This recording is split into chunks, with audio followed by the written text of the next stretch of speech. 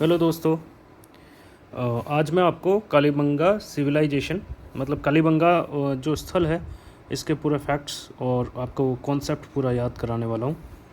I am definitely sure कि जो मैं फैक्ट और कॉन्सेप्ट आपको याद कराऊंगा वो 100% पूरी तरह आपको याद हो जाएंगे, लेकिन बेटर रिजल्ट के लिए आप मेरे वीडियो को अच्छे से देखें और साथ में नोट्स भी लिख दें। और कोशिश कीजिएगा कि आप वीडियो को बार बार देखें, क्योंकि जितनी बार देखेंगे उतनी बार सीखेंगे। तो शुरू करते हैं कालीबंगा के बारे में। देखिए, आपको सबको पता है कि कालीबंगा राजस्थान के हनुमानगढ़ डिस्ट्रिक्ट में पड़ता है, जो कि एक सिंधु घाटी सभ्यता का स्थल है। हालांकि ये सिंधु घाटी के साथ साथ प्राक हड़प्पा स्थल भी है, मतलब हड़प्पा सिविलाइजेशन का स्थल है और हड़प्पा से पहले वाली जो सिविलाइजेशन थी उसका भी स्थल है। हम शुरू करते हैं हमारी कहानी, क्योंकि जैसा कि आपको मेरा पैटर्न पता है, मैं कहानियों के थ्रू याद कराता हूँ चीज़ें, तो हम वही शुरू करते हैं। देखिए, आप देख रहे हैं यहाँ आंवले और एक आदमी गागरे में, मतलब नॉर्मली राजस्थान में इसको गागरा ही बोला जाता है, और कहीं कुछ बोला जाता हो, राजस्थान में इसको गागरा बोला जाता है। तो एक आदमी आया, सबसे पहले देखो मेरी स्टोरी स्टार्ट होती है। एक आदमी आया राजस्थान में, यही हड़प्पा नदी के पास में, हड़प्पा सॉरी हनुमानगढ़ में, आपके ये कालीबंगा के पास में एक किसी ने उसको एक लेटर भेजा था, और लेटर में कुछ काली चूड़ियाँ थी। लेटर के साथ में कुछ काली चूड़ियाँ थी और एक एड्रेस था उस आदमी के पास में। उसको एक एड्रेस दिया गया, लेटर के साथ में काली चूड़ियों के साथ में एक एड्रेस दिया गया कि आपको फलाने फलानी जगह आपको आना चाहिए, आपको इनवाइट किया जा रहा है। और वो आदमी चला आया। वो आदमी जैसे ही यहाँ पर पहुँचा, लोगों ने मेहमान नवाजी के लिए एक घर के अंदर घुसा। एक सुनसान सा घर था, घर के अंदर घुसा। कुछ एक औरत थी, उस औरत ने उसको आंवले दिए। आंवले समझते हैं आप, आंवला, आंवला कहीं जगह इसको आंवला भी कहा जाता है। आंवला दिया तो उस आदमी ने आंवला लिया और कहा कि आपको कैसे पता मेरा नाम आंवला है, मतलब अमलानंद घोष है। उस व्यक्ति का नाम अमलानंद घोष था। उसने आंवले दिए और उस औरत ने आंवले देने के साथ साथ ज़बरदस्ती अमलानंद घोष को बैठा के उसको गागरा पहना दिया।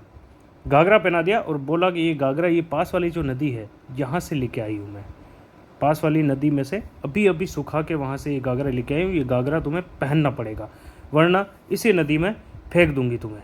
और इस नदी में तुम्हारे जैसे लाखों लोग गागरे सहित पड़े हैं, इसीलिए इस नदी को घाघरा नदी या गग्गड़ नदी कहा जाता है। ठीक है, क्योंकि लाखों लोगों को वहीं पे गागरा पहना के उस नदी में डुबो दिया जाता है। अमलानंद को भी डुबोया, लेकिन बाहर निकाल दिया गया। अब अमलानंद वापस आए, ठीक है, चलो जो कुछ भी हुआ वापस आ गए। तभी एक औरत, वो आके जस्ट सोए ही थे, उनकी हल्की सी आंख लगी और उन्हें कुछ एक ऐसा फील हुआ जैसे कोई औरत उस उनके पास बैठी है। उन्होंने उस औरत को एकदम से देखा, वो डर गए। और एक्चुअली डरने का कारण ये था कि उस औरत का मुंह बिल्कुल लाल था, बिल्कुल लाल। और वो औरत अपने आप को अमलानंद की बीवी कह रही थी कि मैं हूँ तुम्हारी बीबी और मेरा चेहरा हो गया है लाल, बताओ क्यों। तो अमलानंद ने कहा कि पता नहीं। तो उस औरत ने थप्पड़ मार दिया अमलानंद को, और थप्पड़ मार के बोला कि तुम्हें पता है, आज से कोई 4000 5000 साल पहले इसी जगह तुम और मैं रहा करते थे। मैं तुम्हारी बीवी थी और तुम मेरे पति थे, और तुम मुझे ब्याह के लेके आए थे, शादी करके लेके आए थे। अब वो अमलानंद को याद आने लगता है कि हाँ यार, ऐसा कुछ हुआ तो था, मैंने तुमसे शादी की थी और लेके आया था। हाँ हाँ हाँ हाँ, तो अमलानंद को याद आता है। अब हम थोड़ा सा फ्लैशबैक में जाएंगे दोस्तों। तो हमारी कहानी थोड़ी सी फ्लैशबैक में जा रही है। 5000 साल पहले अमलानंद अपनी बीवी को लेके आए हैं। अमलानंद एक गरीब आदमी था, मेहनत मजदूरी करता था। तो बीवी थोड़ा अच्छी फैमिली से आती थी। बीवी के साथ आए मकान में। जैसे ही मकान में लेके आए, बीवी सैया पर सेज सजा के बैठी थी। बीवी ने आते ही कमरे में एंटर करते ही, रूम में सबसे पहले जब कमरे में एंटर कर रही थी, बाहर की रोड जो थी वो रोड कच्ची थी। उस कच्ची रोड को देख के बीवी एकदम से चिल्लाई, छी गरीब, तुम्हारी यार रोडें कच्ची है, मैं इस कच्ची रोड पे चलूँगी नहीं, मैं चल नहीं सकती इस कच्ची रोड पे। अमलानंद बेचारा दूल्हे के कपड़ों में, उसने हाथों हाथ अपने कुछ दोस्तों की हेल्प लेके उस रोड को पक्का किया। उस रोड को पक्का किया ताकि दुल्हन उस रोड से आ जाए, किसी तरीके से उसके कमरे में पहुंच जाए। तो बेचारे ने उस रोड को पक्का किया। दुल्हन कमरे में आई। कमरे में आते ही दुल्हन ने चिल्लाई वापस बहुत तेज, छी बदबू कैसी आ रही है यहाँ पर। अमलानंद ने कहा क्या क्या बात हो गई? कि गीली गीली मिट्टी की, गीली ईंटों की बदबू है तुम्हारे घर में, पूरे घर में। मेरा सर दर्द होने लग गया, मुझे माइग्रेन हो रहा है, ये गीली ईंटों की बदबू कहाँ से आ रही है? तो अमलानंद बेचारा थोड़ा सा शक पकाया, गरीबी से उसका चेहरा, उसने अपनी गरीबी को छिपाने के लिए थोड़ा सा, अरे कि ऐसी ही आई होगी। पर उस औरत ने कहा नहीं, ये कोई गंदी सी स्मेल है, कच्ची ईंटों की स्मेल आ रही है, ये कच्चे घर होता है ना वैसी स्मेल है। तो अमलानंद ने कहा कि हाँ, मेरा जो मकान है ये कच्ची ईंटों का बना हुआ है। और जो औरत उस पर चिल्लाई कि तुम इतने गरीब हो, जब हमारे घर आए थे तब तो तुमने बताया था कि तुम्हारे पास एक ऊँट है और तुम पैसे वाले हो, लेकिन क्या कोई बात नहीं। जैसे तैसे उसकी वाइफ ने मैनेज किया। अगले दिन मॉर्निंग में उठी और वाइफ उठ के उसको बहुत अच्छा लगा, क्योंकि जब उसने अपने बिस्तर से पैर जस्ट नीचे रखे थे तो नीचे देखा कि अमलानंद ने उसका जो आंगन है उसको अलंकृत ईंटों से, अलंकृत जो ईंटें होती, ईंटों पे उनका हर ईंट पे लिखा आई लव यू, और उन ईंटों को बिछा रखा था। मतलब फर्श को बिल्कुल, फर्श को अलंकृत ईंटों से फर्श बना दिया उसने रात भर बैठ के। वाइफ को थोड़ा सा अच्छा लगा, इनके बीच में थोड़े से प्यार के जो बीज थे वो मतलब फूटना शुरू ही होने वाले थे।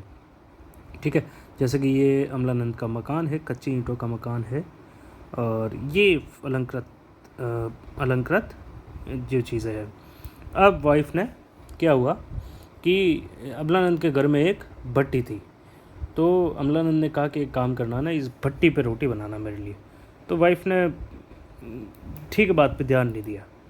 अब क्या हुआ, वाइफ जैसे तैसे बर्तन वर्तन धोने गई, पानी बाहर निकला, और पानी जैसे ही बाहर निकला, पानी लकड़ी की नालियों से होके जा रहा था, तो पानी अटक गया कहीं पे, और उस पानी की स्मेल आना चालू हो गई। अब वाइफ परेशान, और वाइफ ने कहा कि ये गंदी सी बदबू वापस किस चीज़ की आ रही है। और जैसे ही लकड़ी की नालियों का देखा उसने कहा भगवान, मेरे ही हिस्से ये गरीब क्यों आया, और चिल्लाना चालू हुई। जो भाई साहब उसने कोहराम मचाया। अमलानंद जैसे तैसे आया, और जैसे ही घर आया अमलानंद के सर पे बेलन से मारना चालू हो गई, और अमलानंद का बना दिया वैलेंटाइन डे। कौन सा टाइन डे? Valentine day. अब बेचारे अमलानंद को पता चला कि ये तो उसकी ज़िंदगी की बहुत बड़ी भूल हो गई है जो उसने इस स्त्री से शादी कर ली। तो उसने उस औरत को बोला, एक काम करो, तुम्हें इतना ही बुरा लगता है ना ये चीज़, तो तुम जाओ, चली जाओ यहाँ से, और ऊपर दुर्ग एरिया है, दुर्ग एरिया राजा महाराजा वाला एरिया, वहाँ चली जाओ, वहाँ रहने लग जाओ, मैं ये नीचे ही रहूँगा। और तुम्हें और भी चाहिए ना, तो तुम्हारी मर्ज़ी हो तो उस तरफ भी बाउंड्री बना दो, ताकि ना मैं उधर आ पाऊँ ना तुम इधर आ पाओ। मतलब ये कर दिया कि ये तेरा घर, ये मेरा घर। दुर्ग एरिया, एक्चुअली दुर्ग एरिया में भी बाउंड्री है और निचले एरिया में भी बाउंड्री है। तो वाइफ चली तो गई, अब खाने के लिए कुछ तो होना चाहिए। तो वाइफ ने अब क्या किया, खेत में गई, और अमलानंद की 2 खेत है, तो उसमें से एक खेत को चूज़ किया, और एक खेत में अच्छी सी हराई करने लग गई, जुताई करने लग गई, और चना और सरसों बो दिया। अब उसने अपने खेत में चना और सरसों बोया, और अमलानंद के खेत में उसने कीड़े डाल दिए। लेकिन उसने इस तरीके से वैज्ञानिक खेती की थी कि अमलानंद के खेत के कीड़े कहाँ नहीं आ सके, उसके खुद के खेत में नहीं आ सके, उसकी बीवी के खेत में नहीं आ सके। ये बात सुन के अमलानंद को इतना ज़्यादा गुस्सा आया कि उसने एक भाला लिया। पहले तो भाला लिया, और हालांकि इसकी जो बीवी थी, इसने अपने भाई को बुला दिया, तो भाई के साथ में लड़ाई झगड़ा वो होगा, वो आपके इतना काम का नहीं है। अब अमलानंद ने एक भाला लिया और अपने बीवी के सर में छेद कर दिए, भाले से। और जैसे ही ये भालों से छेद किया, हाथों हाथ एक भूकंप का झटका आया, और अमलानंद और उसकी वाइफ दोनों युगल समाधि बन गई वहाँ पर। अब फ्लैशबैक से बाहर आ जाइए, हमारी कहानी यहाँ पर ख़त्म है। अब जैसे ही अमलानंद को ये सब कुछ याद आया, उसकी वाइफ याद आई कि पास में जो बेटी है वो मेरी वाइफ है और ये तो भूतनी है, ये तो 5000 साल से इसके तो वही चीज़ है। तो अब अमलानंद को ये चीज़ फील हुई कि अगर यहाँ अपन ने कुछ होशियारी की तो मारे जाएंगे। तो अमलानंद सीधा से अपनी वाइफ के पास गए, उनको बोला कि मैं अपने उन सारे जन्मों की उस जन्म की जो गलती है उसके लिए माफ़ी मांगता हूँ, मुझे माफ़ कर दो। और मैं 7 अग्निवेदिकाएँ तैयार करा रहा हूँ, हर अग्निवेदिका पे हम 7 फेरे लेंगे। इस तरीके से सातों साथी 50 जन्म तक मैं तुम्हारा और तुम मेरी, मैं तेरी तू मेरा, दुनिया से क्या लेना। तो 7 अग्निवेदिकाओं पे इस तरीके से आपके शादियाँ करेंगे अमलानंद घोष और उनकी बीबी। चलिए, ये तो हमारी स्टोरी हुई, अब हम फैक्ट्स पे आ जाते हैं। अमलानंद घोष, हम इतना ध्यान क्यों दे रहे हैं इस वर्ड पे? क्योंकि अमलानंद घोष ने 1953 में कालीबंगा की खोज की। कौन सी नदी थी? गग्गर नदी। गग्गर नदी के किनारे कालीबंगा की खोज की। इसके बाद इसकी पुनः खोज की गई बीबी लाल और बीके थापर के द्वारा। ठीक है, अब यहाँ पर क्या मिला है? यहाँ कच्ची ईंटों के मकान मिले हैं, इसीलिए इसे दीनहीन बस्ती कहा जाता है। यहाँ पर फर्श को अलंकृत करने का प्रमाण मिला है। यहाँ पर लकड़ी की नालियाँ मिली है, इस कारण इसे दीनहीन बस्ती कहा जाता है। यहाँ रोड को पक्का करने के साक्ष्य मिले, मतलब कोशिश की गई थी रोड को पक्का करने की। यहाँ बेलनाकार मोहरें मिली है, यहाँ बेलनाकार मोहरें मिली। यहाँ 2 स्तर मिले हैं, एक दुर्ग स्तर, एक निचला नगर। लेकिन दोनों ही जगह सेपरेट बाउंड्री थी। मोस्टली आपके हड़प्पा में सारा दुर्ग और निचला नगर एक ही बाउंड्री के अंदर में होता है, लेकिन यहाँ दुर्ग और निचला नगर दोनों ही सेपरेट बाउंड्री में। यहाँ पर दुनिया का पहला सबसे पुराना जुताई का साक्ष्य मिला है और इस तरीके से जोता गया खेतों को कि एक खेत की फसल दूसरी खेत में न जाए। यहाँ मेनली चना और सरसों उगाया गया। यहाँ पर एक मूर्ति मिली है जिसमें 2 पुरुष है, आपस में एक दूसरे को भाला मार रहे। यहाँ पर एक सबसे मेन छिद्र वाली खोपड़ी मिली जो शल्य क्रिया के साक्ष्य है। यहाँ पर भूकंप के साक्ष्य मिले हैं और यहाँ पर एक युगल समाधि मिली है। उसके अलावा 7 अग्निवेदिकाएँ मिली है, 7 अग्निवेदिकाएँ। ठीक है, ये हमारा कालीबंगा यहाँ ख़त्म होता है। Thank you. अगर आपको याद हुआ हो या कुछ भी समझ आया तो प्लीज़ लाइक कीजिएगा और आपके सजेशन दीजिएगा मुझे।